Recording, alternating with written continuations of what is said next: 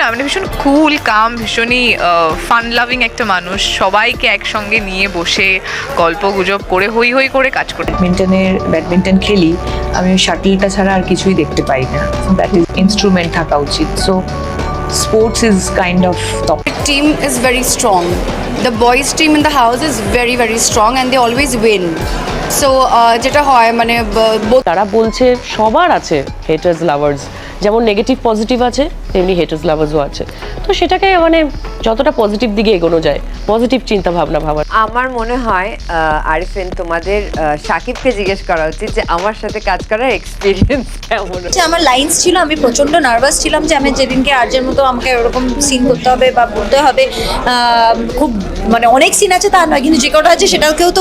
So দর্শক, আজকের এই ভিডিওটি এই পর্যন্ত। যদি ভিডিওটি ভালো লেগে থাকে তাহলে ভিডিওতে একটা লাইক, একটা কমেন্ট আর অবশ্যই চ্যানেলটি সাবস্ক্রাইব করতে ভুলবেন না।